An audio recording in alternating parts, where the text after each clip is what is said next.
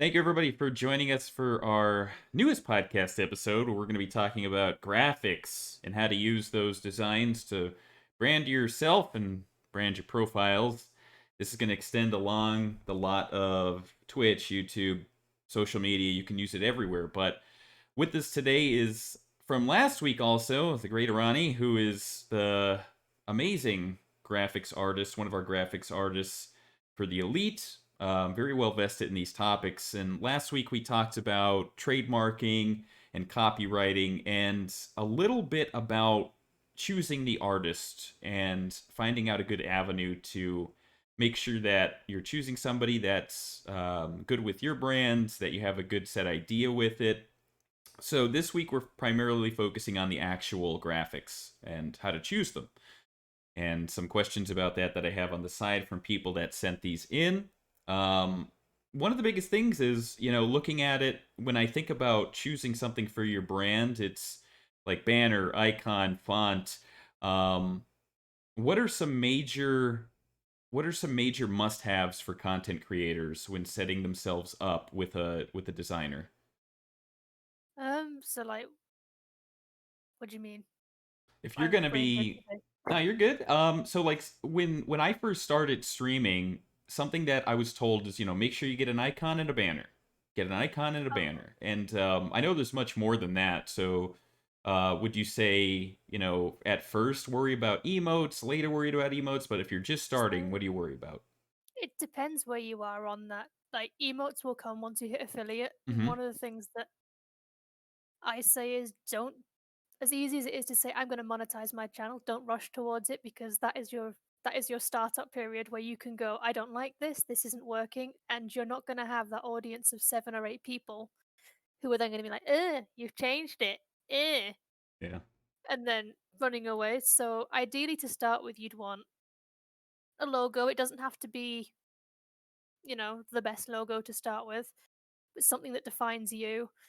Um, a social media header helps when people are visiting, and then just you can get like hundreds of free overlays and things just so like you can work out where you want to be and find your content. So I'm not saying you have to go out there straight away and go, I'm going to spend $2,000 on a set of stuff I don't know what I need. Yeah.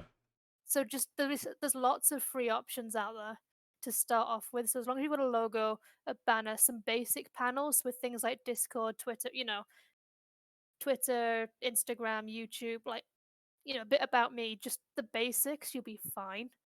Yeah. And then as you build it up, that's when you start going, okay, I need to go into this, I need to go into that. So it's a bit like when you start your business up, you don't start with, I'm going to have a logo. You start with, my business idea is I'm going to sell birdhouses on Etsy. Just And then you build from there. So until you know what you want, what you are, what you're doing, it's pointless spending all that money. yeah, absolutely. It's you give yourself the probation period to find yourself. Um, and that's really wise because a lot of people think that from the onset, if you spend a lot of money, you're going to be successful. If it looks pretty, it's gonna rocket you to the next level. And having good quality equipment and all that stuff is fine, but that's like paint on a foundation that's not ready to be lived in. So, I definitely agree with you there to take your time and learning about yourself. Do you have any kind of hints or suggestions about people picking a theme about themselves? Is it like for myself, it was kind of a dichotomy between the good and evil inside of everybody. How about for you, for Irani, Shadow Forge Irani? So What inspired it? mine is my love of fantasy. Okay. So when I set my business up, I was building it around this idea of, a forge, hence the Shadow Forge. It was powered by dragons. I mean, I don't go around to like corporate clients going, I have a dragon powered forge here, I mean, I do have an emotional support eggplant, but that's beside the point. Um, but it's sort of like I based it around, I have a love of fantasy and I'm chill. I like being inventive, and that's where mine came from. But I don't, because I think a lot of the things that I get is I'm a Fortnite streamer, so I have to have everything centered around Fortnite. And when I turn around and go, and what about 6 months down the line when Fortnite's no longer fun? You're bored. what content are you going to create then? Yeah. You'll have to do it all again. And they're like, oh, I didn't think of that. So I sort of say, build it around you as a person, but make sure it's universal enough to cover all your content rather than just say, I'm going to be a Fortnite streamer. 6 months down the line, I'm sick of Fortnite and I've got to go back to the drawing board and spend more money. No, you're 100% right. That's the worst thing in the world you could do is lock yourself in a box and then spend money on it. If I've seen people that like I've seen streamer names like Fortnite Baby, whatever numbers, and it's okay, you're getting into a competitive field and you're locking yourself into one variable so you can never branch out. So that's a great tip. Do something with yourself. Focus on a personal trait that you can expound on. And I think that another thing is looking at the name of your brands. Do you say that when picking a name for yourself, the image design is going to relate to that? Because I see a lot of people that are named something, but the icon and imagery is a little bit kind of obtuse and you have to explain it. Would you say that that's a big important facet, or should they kind of match up? It should match up to a degree. So those that know the full backstory about my brand know that it's like I have the dragon as the S and everything else, and the dragon's got its own thing. But I can take that and use it separately as well. So, like, you want to look at someone, I'm going to say Ninja here, you know what his icon looks like. So, Hmm. you don't need the name underneath of it. So, when you're thinking about what you want it to look like, you need to have it and say, you can see Ninja's logo, and it'd be like, I know that's Ninja. His color is his. Or look at things like the Coca Cola logo, the Pepsi logo. Look at these famous brands that you've had thrown at you your entire life, and you can look at it and go, I know what that is. Because ideally, you'd want it to work with text and without text, because sometimes you don't need text on. So for a business card, for example, you might just have your logo on the back and then who you are and how to contact you, rather than you'd need the whole logo. And the other one I think is don't fall into this need to have an esports style logo. I Mm, get that a lot. Like it's like I want an esports style, but yet you have nothing to do with esports, and it's like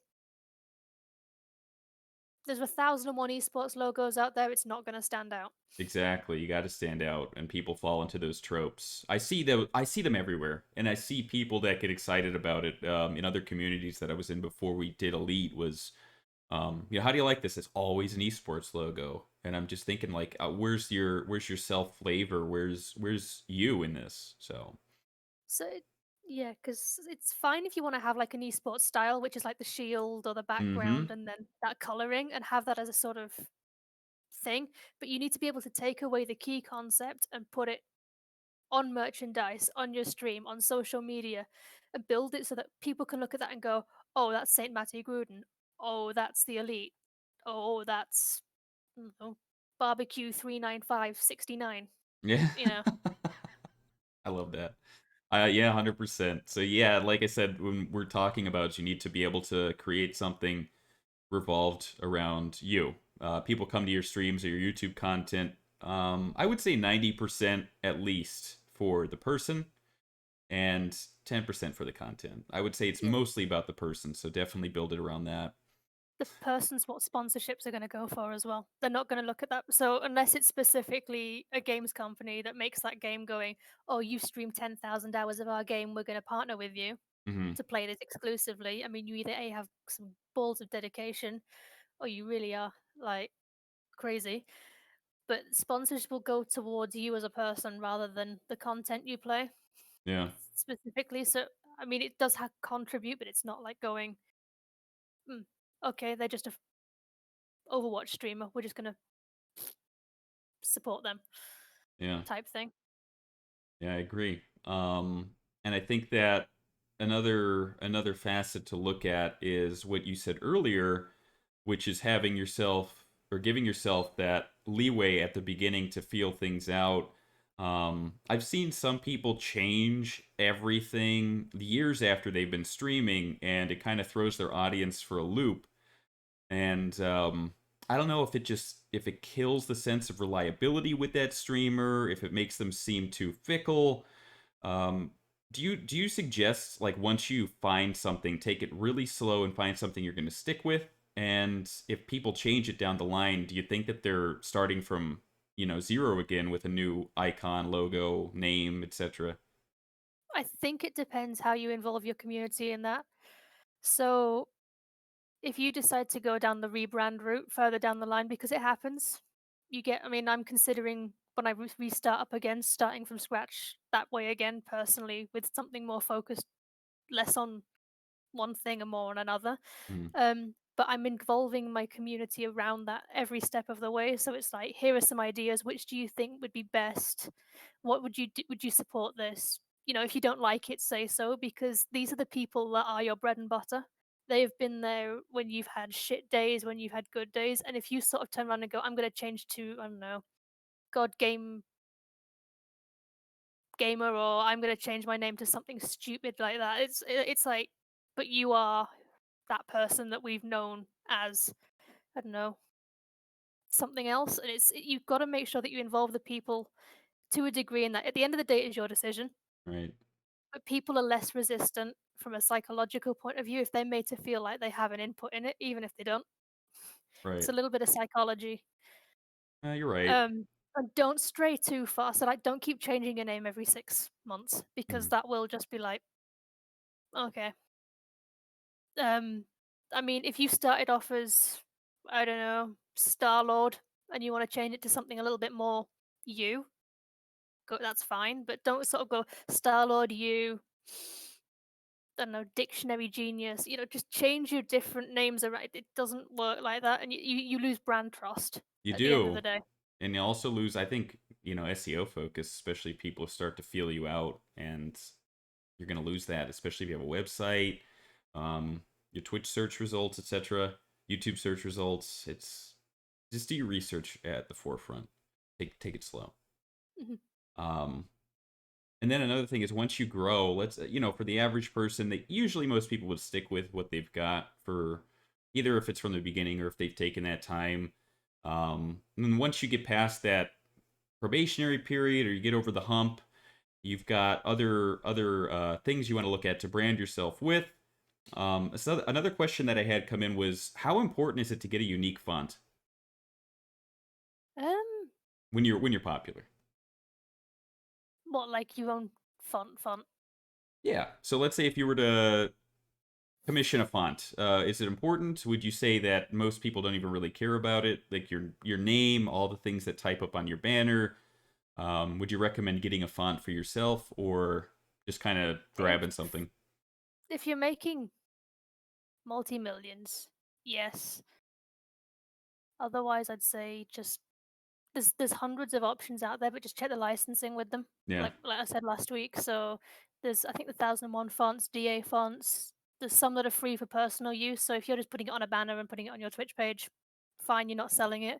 But if you're going to start putting it on merchandise, that's when it becomes the. I've never actually had any font requests. I usually just get, can you get a font that's themed like, I don't know, Warcraft, Overwatch, Apex? Because there are some out there, and there are people that will sell like licensing and things for you to use that font. So it's sort of a six and two threes Okay. type thing.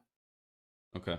So that's something people don't have to worry about too much. Another focus would be like let's bring it back down a little bit, I guess, to reality and talk about emotes. Like if you're a Twitch streamer, we talked about this before. Once you've established yourself, the way that I look at it is once you've got these inside jokes in your community, and once you've got these different things about yourself that happen consistently in streams, make an emote for it. There's average ones like laughing or fail that most people have anyway, but I would say for those insane ones, when you get a lot of sub points, add those in that are unique to you, USPs, part of your community. What do you think about that? So you definitely sort of want if the best way to look at it is these are your free advertisement. So for every sub that unlocks it, they probably use it in 2 to 3 different channels at least some point during their run around, especially if they really love them. Hmm. Um, So when you're starting out, you'd want to sort of keep it simple. So you'd probably want something like a high emote, which is so think about when you first started on Twitch, which emotes did you use a lot? So the controversial PogChamp was probably one of them. Kappa is another one. Total Biscuits lol face. I mean, I know people that still use that obsessively. Hmm. Um, Then there's, like, that first time you join, there's, like, the "Hey" emote. When you first enter a chat, there's, like, a "Hey." I don't know who it is. Oh, Um, yeah, the yeah. lady. Yeah, the ladies. So you want things Yeah. like that which are accessible to people. So if somebody goes, "Hi, I'm new here," you can just have people spam like a "Hi" Mhm. emote, and they might see it and go, "Oh, I like that," and then you want things like that are personal to you as you grow. I think it's every 15 tier points. Yeah. Every 15 subs, you get a new emote, so you can just keep adding them on. Um, tier 2 and 3, I wouldn't worry about to start with too much. Yeah. Um, the likelihood is, I think it works out that for every 15 to 20 tier 1 subs, you'll have 1 or 2 tier 2, tier 3, Yeah. and they're usually your best friend. Yeah, they're very rare. Even big streamers. Like I'm friends with a couple that are doing very well, that I knew in real life that say that they never get tier 2 and 3. It's so rare to happen. So I agree with you. Focus a lot on your Yeah, tier they're usually ones. the people looking to, lick your arsehole, or they're your best friends. Yeah, you're That's the right. only way to describe. They're the Mm. sort of people that throw money at your stream thinking, "If I can get in with this big streamer, I'm gonna be famous, I'm gonna get all the raids." Yeah. Um, unless you genuinely do like their content. Right, right. So focus more on providing for tier 1, um, rather than putting your best emotes behind tiers 2 and 3. You can do that later on once you're established and everything else. Mhm. Um, but keep them simple. My god, one of the banes of my life is that I get these really complex designs that people want, and it's like, that's not gonna work. It needs to be simple because you've got a thing about this big.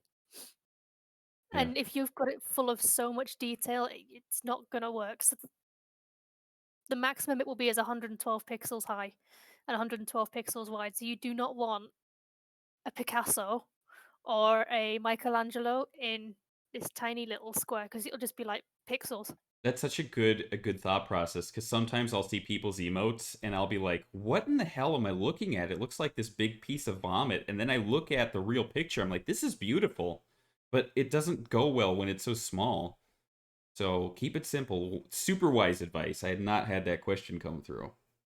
Um, I love Same it. with sub badges. The sub badges are even smaller, so you don't want a really detailed sub badge. Yeah, Um, I mean, so popular ones tend to be like hatching eggs, which are just like really basic shapes, and you want big shapes with basic colors. So hatching egg is like hatching, and then there's a crack, and then there's a bird head poking out, or a dinosaur, and then the top tier gets like a little dinosaur. right. Or the other common one is you have a base color, and then you go bronze, silver, gold, diamond, platinum, and you just keep the same simple design and That recolor it. super wise. Yeah, people want to be able to see what they're using and what they're using as a sub. So I love it. That's very smart. And that kind of goes into like a nice segue to merchandise. And I've seen people like you don't need to use all of your ideas in merch. Some things might sell better than others, and it's a good idea to kind of look at your analytics with sites like Redbubble, um, Stream Element Store, and see kind of what sells really well. Do you think that it's wise for some people to maybe even get unique designs made for merchandise that they might not be using on their stream? Yeah, always. So Yeah, you want logo is a sort of safe bet, but you don't want to plaster it on everything. You yeah, don't want I'd say t-shirt, cap, sticker, mug. Probably the four key and mouse mats, probably the five key ones, and then t-shirts you want to find someone to draw these elaborate like t-shirt designs. If you think things like is it Teespring hmm, and the companies that do like turnover t-shirt designs every 24 hours, you want things like that which are like big, bright and attractive, and sell them as limited pieces. Sell yeah. them as um game specific artwork. So if you're playing The Witcher 3 during our duration, you can get your t-shirt for whatever it is, and then that's it, that's gone. You can bring it back as a giveaway, or you can bring it back as a one-off thing. Every now and again, I'll do an end of year sale saying, missed out on this, you can get all of our designs for the next 6 weeks. That's the way to do it. But I don't say take your emotes and stick them all on t-shirts. Yeah. Don't. Okay. Put them on a sticker, sell them as stickers I or like it. coasters or shot glasses. All right. Just Yeah. don't put them on everything. Yeah, make them like kind of novelties that you'd buy at like the south of the border store or Like something. little rubbers, little like Yeah. erasers, pencil toppers, you Gotcha. know, pin badges. Everybody loves pin badges. Mm-hmm. I think that's very smart. I agree completely. And you could do things like you said of limited time releases, or especially if it's relevant to your stream and you're doing a 24-hour stream of The Witcher, like you said, like The Witcher, and then you go crazy with it. You release some merchandise from that stream for a limited week, and bam, you got something unique. Um, Another question that we wanted to get into is a difference in artists. So let's say, for example, somebody gets like 3 or 4 emotes made, or their icons made from. I don't know if this is too much of an importance, but let's say 4 of their emotes are made from one artist, then you see the design shift, and another 4 are made from another artist. Do you think that that's necessarily too important? It it can vary. It depends. So if there's sort of like huge differences, as long as they're in keeping with your brand, that's fine. You know, you might have had a falling out with artist A, and you might have found artist B or things like that. You don't have to get rid of them. But if you're going from like, if you have, so as long as they're like sets, I'd say. So if you have like four by one, four by another, then you can tell the difference. But if you've suddenly got like one, two, three, four, five, six, seven, eight, nine, 10 from 10 different people, that's when there's a whole disparity. So I'd say if you were going to find a new artist, find someone visually similar. So there are going to be nuances between the two styles because no two people are the same. Hmm. But you need to keep them similar enough that there's a subtle, it's subtle. It's not like you've suddenly got a Pokemon style in, the Nintendo style, and then you've got, I don't know, Zelda Yeah. type thing clashing with each other. Yeah. And I'd try and keep them to one style, so don't go photorealistic and then cartoony. You either want one or the other because it can be really jarring. Yeah, I agree. Yeah, it kind of throws off, I would say, the feel of the whole profile at that point. So, yeah, it's good to be Yeah, very careful. yeah. So different artists, fine. Just try and find people visually similar to what you've got, or I would say commission the whole lot again All if they're right. completely different styles. I agree. I do agree with that. Yeah, you want to keep at least a professional cadence with your profile and audience and at least some relativity. So I think that that's a wise decision. You could find artists that have similar style. It doesn't have to be perfectly identical, but you're right. If it's too contrasting, it could really throw off the feeling of your brand. Um, Great, great. So we talked about, must-haves, some kind of tidbits that are unique, maybe down the line once you grow, um, and sticking away from things that are overdone, keeping things personal to you, tweaking things, the best timing for these designs, and some selling points that you can use later on down the line. Example for merchandise and what you could do to help market your brand, capitalize off of it as well with design. What else do you think, Ronnie? Is there anything that we possibly missed talking about graphics? Static versus animated. Let's hear it. So that's one I get a like. What's the huge difference between the static versus the animated?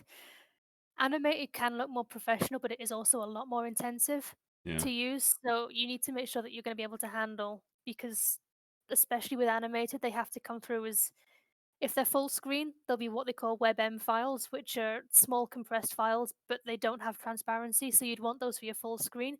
But if you have like bar overlays and camera overlays, they're going to be MOV files and they can be 2 to 4 gigs in size, depending on how long they are.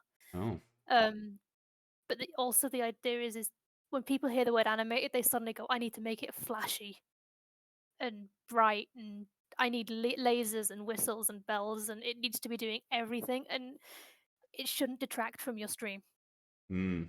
at the end of the day. So you want something subtle rather than. But they are also a lot more expensive because it takes probably about 3 times on average to do a animated than it does static. Yeah. Makes sense. And then statics are great for when you're starting out, but there's also a lot more artistic possibilities. So you can commission someone to do that intensive traditional art style digitally, which you can't get in the animated. Well, you can, but you're talking mega. money. Mm-hmm. Um, but again, keep it simple. I've seen overlays where I go in and I'm like, where do I look? Right. So you don't. I mean, they've got donation goals, follower list, their chat box down the side. Um, so you ideally you just want a webcam and you want the basic information. So your latest subscriber, your latest donation. If you want a donation goal, don't have it sort of in the middle of the screen, and make sure that you position stuff that you're not blocking the key game points. Because I've Yeah. seen that I've gone into streams and it's like, well, what am I looking at here? Because you don't see that HUD down the side where you're like, where it's got the kill count and what's going on in the objectives, and you're like, what am I looking at? Because the person doesn't talk, you're trying to discern what's going on. Yeah. Um, and with the screens, plug your socials in them because that's usually the first impression someone gets if you're not here. Like you've gone to the bathroom, you're just about to start. Like encourage plugging your socials in that regard and chat boxes. I'd say unless you're on an intermission screen, don't put them on your screen because you've got a chat down the side of Twitch basically. Okay. Yeah, Um, that's fair. so unless you're doing something specific, like you're doing an interview or you're doing a thing and you've got chat on your OBS, yeah, chat. You have chat in OBS, you have chat on the website. You don't need it plastered across your user interface as well. I 100%. Yeah, I think the only reason is I'm considering it is so I got some people out there might know what it is, but it's like emote showcase, better Mhm. TTV, and it's a way to see like those emotes in the chat So without the seeing thing the. like that, yeah, it's fine. But I've seen people that just have it on for the sake of Yeah, filling their screen up. right. And that's yeah, I would say use it as a A tool, not a. specificity. Yeah, as a tool, not a like an exception to the rule. I would say. I mean, I'd much rather you have captions along the bottom Yeah. than picking up like what I'm reading twice because it's just distracting. Because you could be watching something and at the corner of your eye, you'll be like, oh, chat. Yep. Hundred That's not a percent. dig on people that do that, by the way. It's just it's sort of from a design standpoint. Yeah, no, You do you. you have to look at it as not a dig, but just creative criticism and constructive criticism because you want to make sure that the people, especially listening to this, are getting the best advice possible. So, consider it. If you guys do it nonchalantly and there's no reason for it, considering putting more um, branding or important stuff on your overlay instead of detracting from the material that you're showing. And like Arani said, if you're playing a game, you might have to switch it up. The next game, you might have to move stuff around because now you're Yeah, blocking something. ideally you want things modular, Yeah. as we call it. So your bar is separate to your webcam because that's how I design it. So you get a webcam, you get a bar, and you can add. So I think the elite ones are specifically if there's one for the top right, one for the top left, top bar, bottom bar, higgledy piggledy. So you can customize it depending on the content you're doing Mm-hmm. because no two streams will ever be the same if you're playing different content. Yeah, I 100% agree with you. Like it's one of the reasons why I have multiple screens in OBS is like I'll have my face top left, middle left, bottom left. I have stuff kind of moved around, and I could just switch depending on the game. So, um, what you guys could do is move stuff into specific quadrants or areas on the screen, and you can have it ready if you have like a stream deck based off of the material you're showing. Create a lobby. Um, there's lots of options for you there. So make use of the graphics you have, but don't detract from the material you're showing. Very good. So yeah, I think we covered quite a bit, Arani. I know you brought up static, animated. Was there anything else that we might have missed? Just one of the things would probably I get a lot of is panels. People wanting different size panels. Ideally, you want uniform size with one or two larger panels to focus on key elements of your content. Okay. So if you wanted to go for the big panel, because anyone that's used Twitch, for example, will know that the panel manager is a pain in the ass. Yeah, it is. Like you, what you I don't know about anyone else, but I have OCD. So when you do it, and then you've suddenly got one that's like that, you're like, I want to rip my hair out. Oh yeah. Um, so ideally, you would want to keep them uniform. So I tend to go with between 75 and 150 wide. like tall, and then the 320 wide, and then I have two or one or two large panels, which is usually my schedule or a link to a Discord server that I'm in, because those are where your community's going to sort of form. Hmm. The sort of key information. The rest of them can probably be little ones, since you ideally don't want to link underneath your thing. You just want to click on the icon and go, "This is to my Twitter. This is to my subscribe," and things like that. It just looks more professional as well. Like, I know Twitch is the best organizational department in the world with their panels, but if you can keep it looking as uniform as possible, it will help you stand out a bit more. Yeah, I agree. Yeah, it looks cleaner. It looks like you put more care into it. I would agree. And it bugs me sometimes when I'm looking at it full screen. I set it up, then I look at another monitor size, or I look at my phone, and it's like jumbled, and I'm like, ah. But I could agree with you there, 100%. Cool. So panels too, I would say across the board, even color schemes. If it fits, keep it. Don't make your panels black and red. If your color schemes like purple or orange, um, I would say keep your color scheme pretty unanimous across the board with everything if you can. Emotes, I would say, you know, whatever, but I would definitely agree with the color scheme on And that. best advice I'd say is, if you're gonna do a rebrand, get it as a package.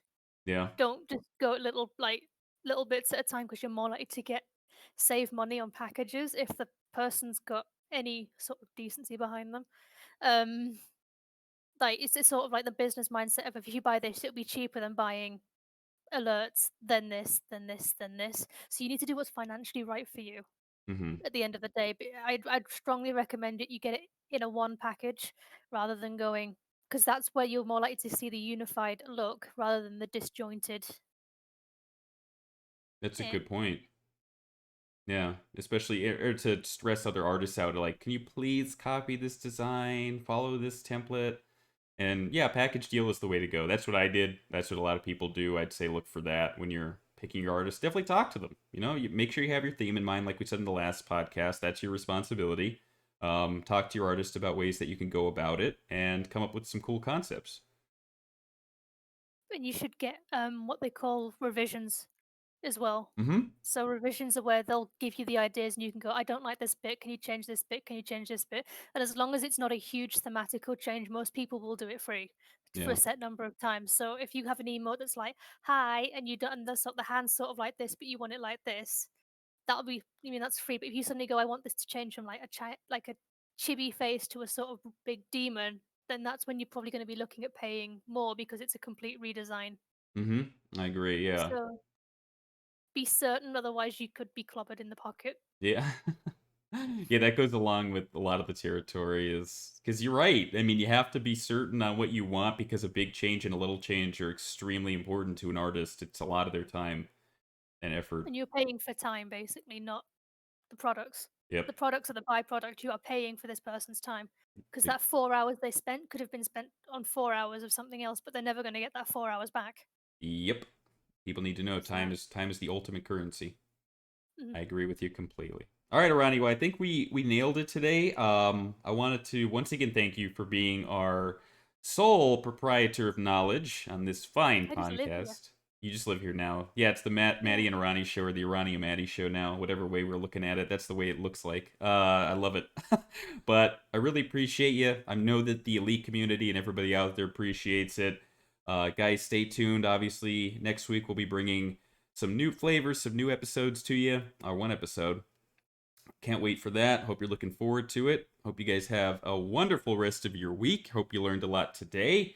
And until next time, everybody, bye bye.